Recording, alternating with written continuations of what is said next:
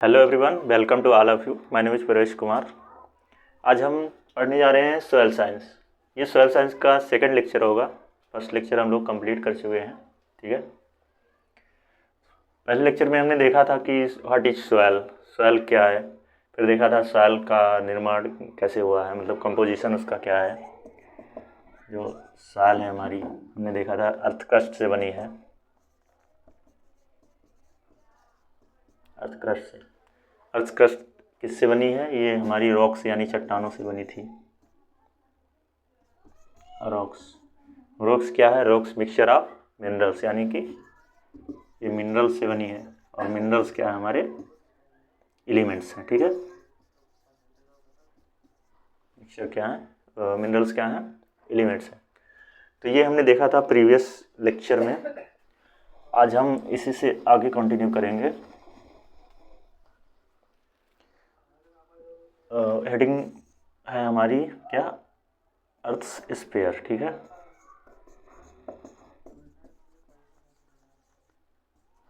जैसा कि हम देखते हैं कि जो हमारे नेचर में जो भौतिक पदार्थ की भौतिक अवस्थाएं कितनी हैं? तीन होती हैं। एक होती है सॉलिड, लिक्विड और गैसियस, ठीक है। तो सॉलिड लिक्विड सॉलिड स्फीयर को क्या बोलते हैं हम? सॉलिड स्फीयर को, solid sphere is called lithosphere, ठीक है। ऐसे लिक्विड को क्या बोल देंगे हम? लिक्विड को बोल देते हैं हाइड्रोस्फीयर, हाइड्रोस्फीयर। गैस को क्या बोलेंगे? एटमॉस्फेयर, ठीक है। इसको हम जैसे हिंदी में अगर बात करें, लिथोस्फीयर को सिंपली बोल सकते हैं सॉलिड स्फीयर को स्थल मंडल, ठीक है।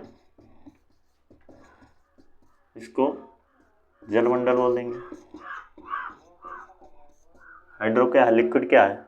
लिक्विड को हाइड्रो भी बोलते हैं, जल को। और ये एटमॉस्फेयर तो वायुमंडल है, ये तो सबको पता होगा, वायुमंडल है, ठीक है। हमें इसमें बहुत ज़्यादा डिटेल में नहीं पढ़ना, हमें ये देखना है कि सॉलिड स्फीयर, ये जैसे हमारी मान लो ये पृथ्वी है हमारी, ठीक है। तो ये पृथ्वी का जो मतलब हमारे जो अर्थ सरफेस है, इसका जो टोटल एरिया है उसका लगभग बात करें तो 29% क्या होता है? ये हमारा लिथोस्फीयर ही है, ठीक है। बाकी जो 71% बच जाता है, 71% एरिया पे क्या है हमारा? हाइड्रोस्फीयर है, ठीक है। क्योंकि हमारा जो 71% एरिया है पृथ्वी का, वो जल से घिरा हुआ है। बस इसमें थोड़ा सा हम एटमॉस्फेयर देख लेते हैं कि एटमॉस्फेयर में क्या कंपोजिशन होता है। तो ये तो हमने देख लिया कि लिथोस्फीयर हो गया, हाइड्रोस्फीयर हो गया। एटमॉस्फेयर क्या होता है हमारे? इसके अर्थ के सराउंडिंग जो भी जितनी भी गैसेस होती हैं उनको एटमॉस्फेयर में ही कंसीडर करते हैं। जैसे ये जो सारी गैसेस होती हैं, एटमॉस्फेयर है क्या? ये क्या है? Mixture of gases. गैसेस ऐसी गैसें होती हैं जो आपस में रिएक्ट नहीं करती हैं एक दूसरे से। जो भी चाहे नाइट्रोजन भी देख लेते हैं कौन कौन सी गैसें हैं एटमॉस्फेयर, ठीक है।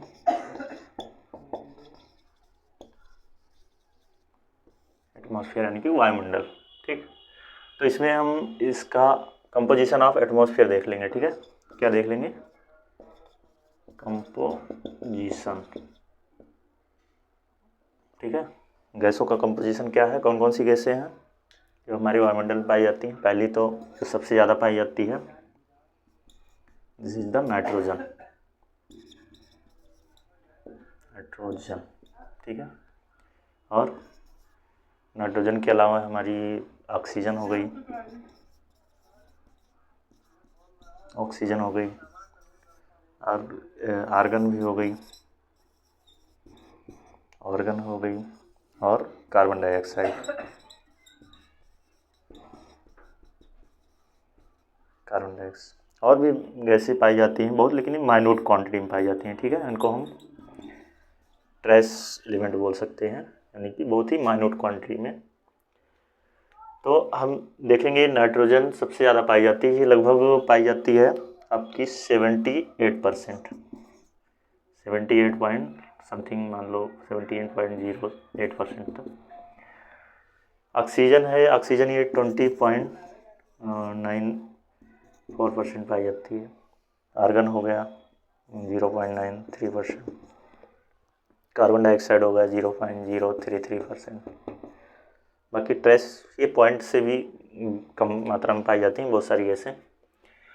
तो हम देखते हैं, हाँ यहाँ पे एक बात याद मतलब कि नोटिस करने वाली है, क्योंकि एग्जामिनर क्या करेगा आपसे, वो पूछेगा कि नाइट्रोजन का परसेंट क्या है आपके अर्थ मतलब उसमें एटमॉस्फेयर में, और वो पहला ही ऑप्शन दे देगा ये, और वहाँ क्वेश्चन में क्या करेगा वो बाई वॉल्यूम ना लिख के बाई वेट लिख देगा। जैसे अगर इसकी बात करें तो ये कैसे है, बाई वॉल्यूम है, और अगर हम बाई वेट देख लेते हैं क्या होगा, ये नाइट्रोजन क्योंकि हल्की गैस होती है तो इसका परसेंटेज जो है वो कम हो जाता है, लगभग ये 75.5% के आसपास हो जाता है। ठीक है, बाकी ये सारी गैसें जितनी हैं, ऑक्सीजन है, आर्गन है, कार्बन डाइऑक्साइड है, ये इसके कंपैरिजन में भारी गैसें होती हैं, क्योंकि इनका क्या है, परमाणु क्रमांक ज़्यादा होता है। और ये क्या है, परमाणु क्रमांक जिनका ज़्यादा होता है, आपने पढ़ा होगा, उनका परमाणु भार भी ज़्यादा होगा और उसके बाद ये वेट में भी ज़्यादा होंगे। तो ऑक्सीजन इसका लगभग 21% से 23% के समथिंग हो जाता है। ठीक है, ये कितना हो जाता है, ये लगभग 1.2% के आसपास। हमारा CO2 भी बढ़ जाता है, कितना 0.045%। ठीक, ये बाई वेट है, ये बाई वॉल्यूम है।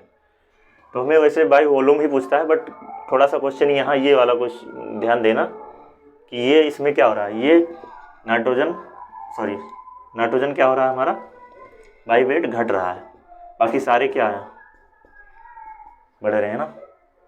तो ये थोड़ा सा देख लेना।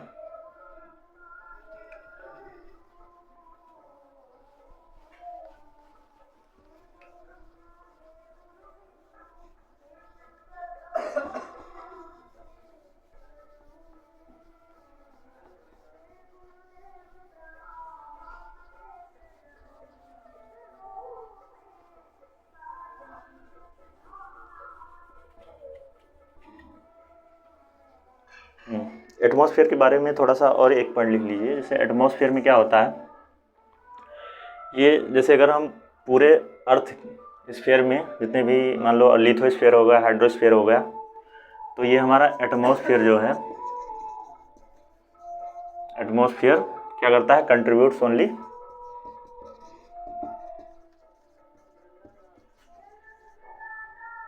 कितना 0.03% ऑफ द अर्थ वेट, मतलब of the total earth weight. ठीक है,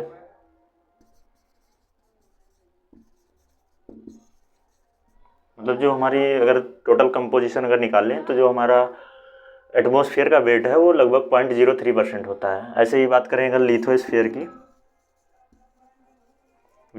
की तो वो कितना हो जाता है, वो हमारा लगभग यही सबसे ज़्यादा होता है, कितना होता है 93.06% की। ठीक है, हाइड्रोस्फीयर की लिख लीजिए, हाइड्रोस्फीयर ये 6.91% के आसपास। ठीक है, तो ये मोटा मोटा सा हो गया। ठीक है, हमारा स्फीयर के बारे में। ठीक, कौन सी, अगर आपको जनरली पूछ ले कि लिथोस्फीयर और हाइड्रोस्फीयर में कौन सा सबसे ज़्यादा है, तो हमारा लिथोस्फीयर है, हाइड्रोस्फीयर सेकंड उससे। ठीक है, क्योंकि क्या होता है, ये लिथोस्फीयर क्या है, हमारे जो अर्थ टोटल लिथोस्फीयर से ही तो बनी है भाई। मॉइस्चर जो है, वाटर क्या है हमारे, या तो अर्थ सरफेस पे है थोड़ा सा, या फिर अंडरग्राउंड भी इतना वाटर नहीं है कि वो लिथोस्फीयर या हमारे जो मेटल हैं इनसे ज़्यादा हो सके। ठीक, तो हम देख लेते हैं कि हमारे अर्थ सरफेस में, जैसे मान लो पढ़ लेते हैं थोड़ा सा इंटीरियर ऑफ द अर्थ। ठीक,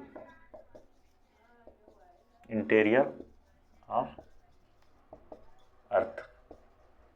अभी तक हमने क्या देखा था, एक्सटीरियर देखा था। एक्सटीरियर का मतलब क्या होता है, बाहरी।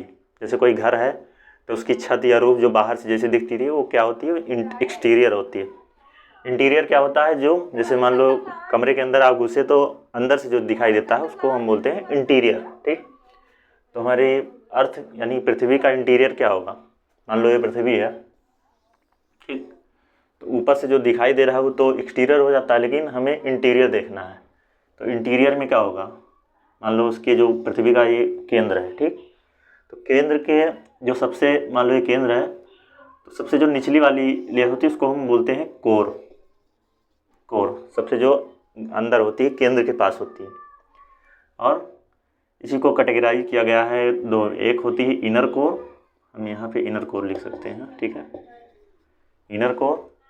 और दूसरी इसके जो बाहर होती है क्या होती है, आउटर कोर, आउटर कोर, ठीक। इसके बाद हमारी कौन सी लेयर होती है, इसके ऊपर मेंटल होती है, ठीक, मेंटल। मेंटल के बाद आ जाती है हमारी अर्थ क्रस्ट। यहाँ पे जो है ये क्रस्ट है, ठीक है, इसको हम क्रस्ट बोल सकते हैं सिंपली, ठीक है।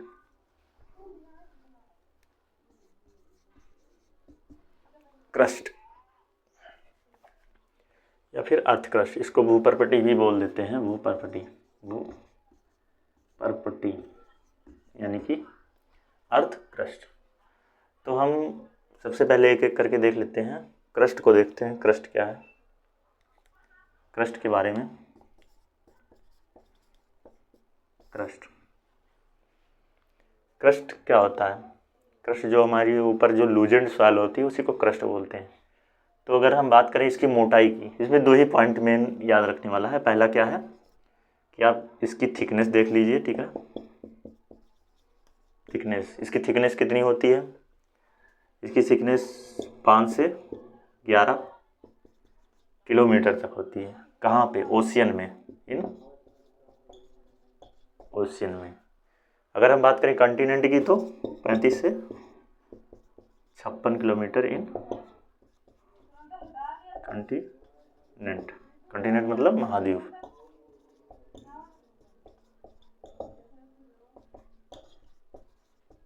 ठीक, तो ये हमारी थिकनेस होता है। और यहाँ से दूसरा पॉइंट और लिख लीजिए कि क्रस्ट की थिकनेस कितनी होती है, 5 से 11 किलोमीटर इन ओशियन। ओशियन में क्या होगा, क्योंकि वहाँ समुद्र की ऐसे ही गहराई होती है।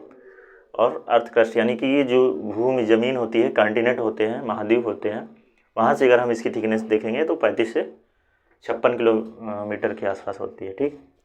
और इसमें दूसरा पॉइंट है कि इसकी क्या ग्रेविटी, और इसकी हम देखेंगे डेंसिटी, सॉरी डेंसिटी देखेंगे, डेंसिटी, डेंसिटी इसकी नियर अबाउट, क्योंकि ये अर्थ सरफेस होता है, हम देखते हैं कि सॉइल की जो सिंपल सी बल्क डेंसिटी होती है 1.33 होती है, ठीक, और पार्टिकल डेंसिटी होती है वो होती है लगभग 2.65। तो ये उसी के आसपास होती है इसकी कितनी डेंसिटी, 2.6 to 3.0 ग्राम पर सेंटीमीटर क्यूब। ये लगभग वही उसी पार्टिकल डेंसिटी के आसपास होती है, क्योंकि ये अर्थ ही सरफेस है। दूसरी लेयर हमारी कौन सी है, मेंटल, ठीक, मेंटल। इसमें भी 2 पॉइंट जरूर याद रखना। इसकी थिकनेस कितनी होती है, मेंटल की थिकनेस अराउंड 2900 किलोमीटर, ठीक। और इसकी डेंसिटी कितनी होती है, दूसरा पॉइंट लिख लीजिए, डेंसिटी, डेंसिटी अराउंड होती है इसकी 3 to 4.5 ग्राम पर सेंटीमीटर क्यूब। इसमें बस ये 2 पॉइंट याद रखिए। तीसरी लेयर देख लेते हैं हम, जो कि सबसे इनर मोस्ट लेयर होती है, पृथ्वी के जो केंद्र होता है उसके पास होती है। तीसरी लेयर हमारी है कोर। कोर, कोर में 2 होती है, एक इनर कोर होती है, एक आउटर कोर है। ओवरऑल अगर हम देखते हैं इसकी थिकनेस कितनी होती है तो इसकी थिकनेस होती है 3500 किलोमीटर। ठीक, इसकी डेंसिटी की बात करें, तो डेंसिटी होती है इसकी सबसे ज़्यादा डेंसिटी होती है इसकी। जैसे जैसे हम गहराई पे जाते हैं तो हमारी डेंसिटी जो है बढ़ती जाती है। ये 9 से 12 ग्राम पर सेंटीमीटर क्यूब होती है। कि जैसे हम अर्थ सरफेस पे यहाँ पे कितनी डेंसिटी है 2.6 to 3, फिर जैसे मेंटल पे आए 3 से 4.5 हुआ, फिर यहाँ पे कोर के पास गए तो डेंसिटी हमारी 9 से 12 ग्राम पर क्यूबिक सेंटीमीटर हो गई। ऐसा क्यों हुआ? क्योंकि हम जैसे जैसे नीचे जाते हैं पृथ्वी के केंद्र के पास, क्या होता है वहाँ पे मेटेलिक एलिमेंट जो है उनकी मात्रा बढ़ती जाती है। मेटल की आप जानते हैं कि उनकी डेंसिटी बहुत हाई होती है। ठीक, तो यहाँ पे देख लेते हैं, थोड़ा सा एक पॉइंट याद रखिए। यहाँ पे जो इनर कोर होता है इसमें क्या होता है?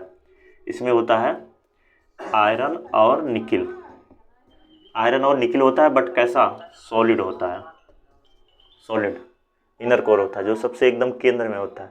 उसके बाद जो मतलब आउटर कोर होती है उसमें भी क्या होता है? आयरन और निकिल होता है, बट क्या होता है? मेल्टेड होता है। ठीक है, मेल्टेड आयरन एंड निकिल। ठीक, इसमें मेल्टेड होता है।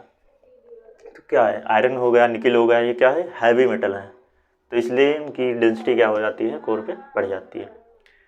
अब आप सोच रहे होंगे कि ये इतनी 3500 किलोमीटर और 2700 किलोमीटर मतलब मोटी लेयर है, तो ये इसका, क्योंकि देखा आपने पढ़ा होगा कहीं पे, इसकी पृथ्वी की हमारी त्रिज्या कितनी होती है?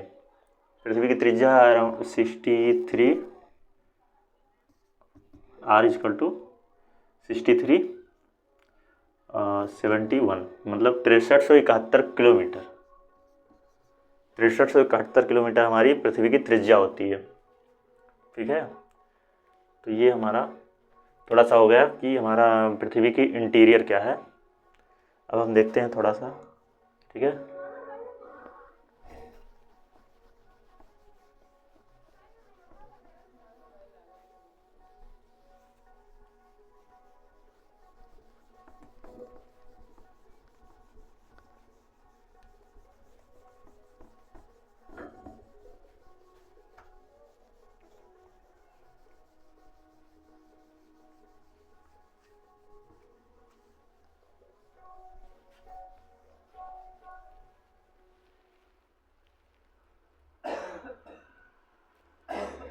हाँ एक पॉइंट और लिख लीजिए इसमें, थोड़ा सा डेंसिटी की बात करें तो ये तो हमारी अलग अलग लेयर की डेंसिटी कितनी है, अलग अलग लेयर की थिकनेस कितनी है। अगर हम पूरे पृथ्वी की सिंपल डेंसिटी पूछे कि कितनी है, तो हम क्या बताएंगे? Density of earth as a whole, यानी कि पूरे पृथ्वी की डेंसिटी का एवरेज अगर निकाले तो ये लगभग 5.5 ग्राम पर सेंटीमीटर। ठीक है, 5.5 ग्राम पर सेंटीमीटर क्यूब ये होती है पूरी पृथ्वी की डेंसिटी एज ए होल, यानी कि पूरा कंबाइंड रूप से। अब हम देखते हैं, हमने क्या देख लिया? सॉइल क्या है, अर्थ क्रस्ट क्या है, यानी कि भूप्रवृत्ति क्या है। उसके बाद हमने भूप्रवृत्ति किससे बनी थी? रॉक से, यानी चट्टानों से, चट्टानों के वेदरिंग से बनी है हमारी मिट्टी। ठीक, तो रॉक्स हो गई, रॉक्स के बाद मिनरल्स एलिमेंट्स। तो रॉक्स अभी तो बहुत बड़ा टॉपिक है, इसको नेक्स्ट लेक्चर में देखेंगे। अभी हम देख लेते हैं मिनरल्स क्या होते हैं। ठीक है, मिनरल्स के बारे में थोड़ा सा देखते हैं।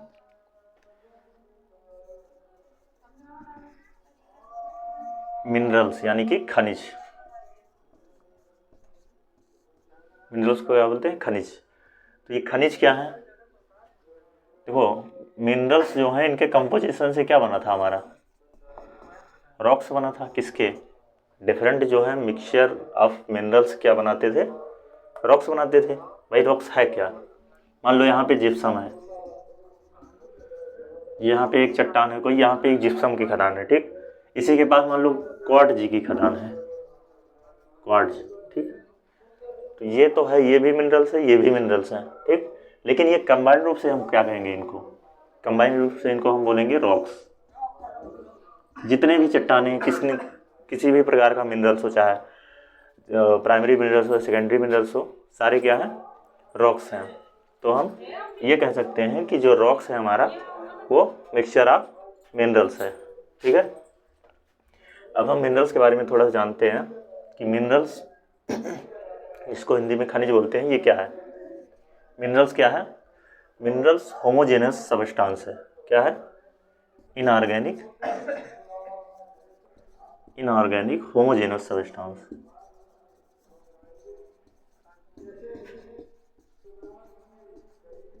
इनऑर्गेनिक होमोजेनस, इनऑर्गेनिक मतलब अकार्बनिक, होमोजेनस का मतलब कि एक जैसे ही रहता है। जैसे एक जैसे का मतलब, जैसे बात करें किसी उसकी एग्जाम्पल की बात करें, जैसे मान लो जिप्सम हो गया, ठीक है। इसका फार्मूला क्या होता है, कैल्शियम सल्फेट यानी कि CaSO4 2H2O, ठीक है। तो ये होमोजीनियस जिप्सम का कोई मतलब मिनरल्स है तो जिप्सम ही रहता है वहाँ पे, उसका क्या है, इसका केमिकल कंपोजिशन सेम रहता है। तो यहाँ की हम मिनरल्स को कह सकते हैं कि minerals is the inorganic homogeneous substance having different नहीं हैविंग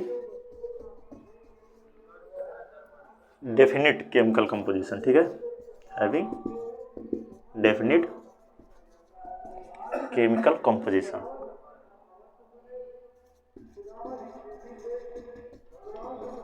यानी कि मिनरल्स वो हैं, खनिज वो हैं जिनका केमिकल कंपोजिशन क्या होता है, निश्चित होता है, तभी वो क्या है, होमोजेनियस रह पाएंगे। नहीं तो अगर यहाँ पे सपोज दैट 2H2 है, 4H2 हो जाए, या फिर SO4 की जगह पे SO2 हो जाए, तो क्या होगा इसका केमिकल कंपोजिशन क्या है, डेफिनेट नहीं रहेगा, बदल जाएगा। और जब इसका केमिकल कंपोजिशन बदल जाएगा तो ये होमोजेनियस नहीं रहेगा, या फिर मिनरल्स ना होकर के, या फिर जिप्सम ना होकर के कोई दूसरा मिनरल्स बन जाएगा, ठीक है। तो ये थोड़ी सी हो गई हमारी मिनरल्स की बात।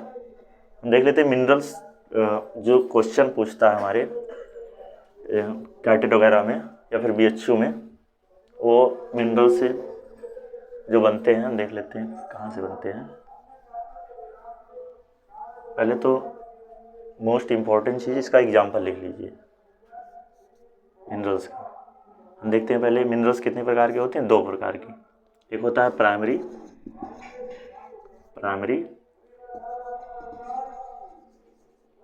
मिनरल्स, और दूसरा क्या है हमारा, सेकेंडरी मिनरल्स, ठीक है, सेकेंडरी मिनरल्स। प्राइमरी मिनरल्स क्या है, जो कि ऐसा मिनरल्स जो ओरिजिनल रॉक से उत्पन्न हुआ हो, यानी कि ओरिजिनल रॉक से जिसका निर्माण हुआ हो, उसको हम प्राइमरी मिनरल्स बोलते हैं।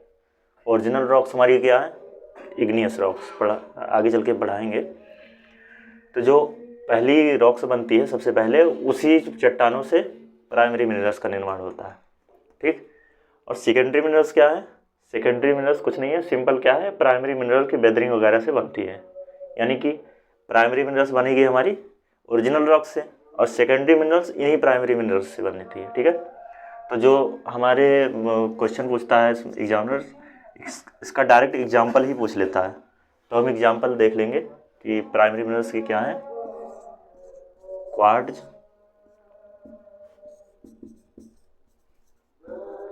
फेल्ड्सपार,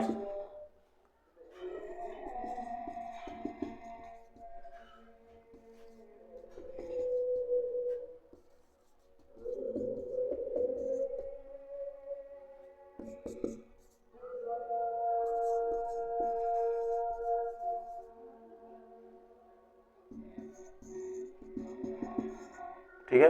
तो ये कुछ एग्जाम्पल हैं जो प्राइमरी मिनरल्स के हैं, इनको डायरेक्ट क्वेश्चन पूछ लेता है।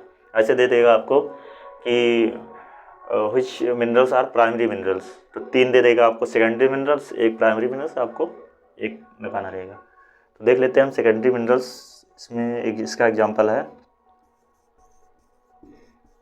जिप्सम हो गया आपका,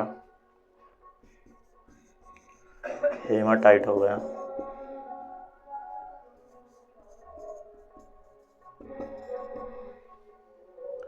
कावलिनाइट हो गया,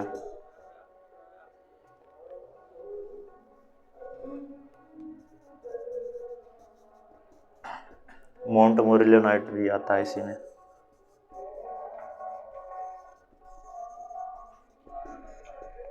मोंट मोरिलोनाइट इलाइट भी आ जाता है इसी में।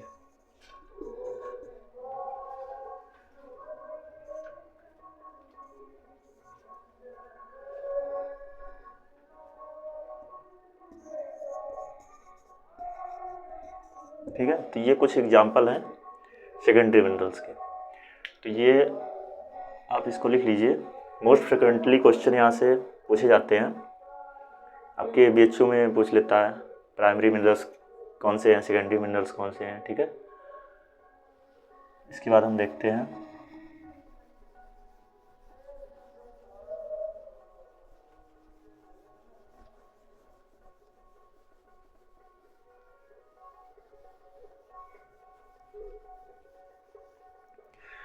कुछ और बेसिस देख लेते हैं कि मिनरल्स और कितने प्रकार से हम डिवाइड कर सकते हैं। जैसे कि पूछ लेता है हैवी मिनरल्स कौन से हैं। ठीक है,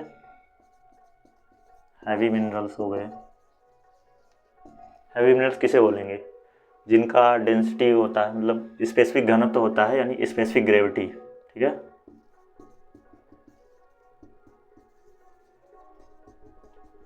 स्पेसिफिक ग्रेविटी जिसकी 2.85 से ज़्यादा होती है, उसको हम क्या बोलते हैं? हैवी मिनरल्स बोलते हैं। इसके एग्जांपल लिख लीजिए। एग्जांपल पूछ लेता है, जिरकोन हो गया, गार्नेट हो गया। ठीक है, ये दोनों मोस्ट कॉमन एग्जांपल हैं किसके? Heavy minerals. और पूछ लेता है लाइट मिनरल्स।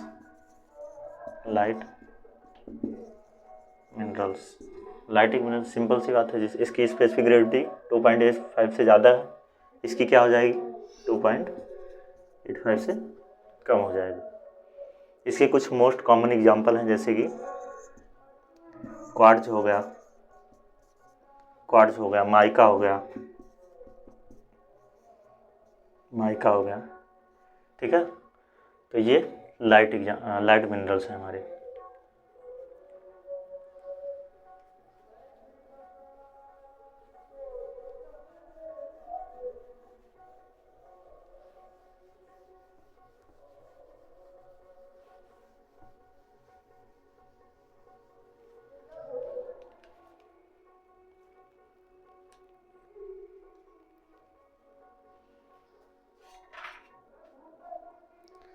इसमें एक मिनरल्स में एक और पॉइंट लिख लीजिए। जैसे कि पूछ लेता है कभी कभी कि मोस्ट मतलब हमारे जो अर्थ क्रस्ट में सबसे कठोर मिनरल्स कौन सा है, यानी कि हार्डेस्ट मिनरल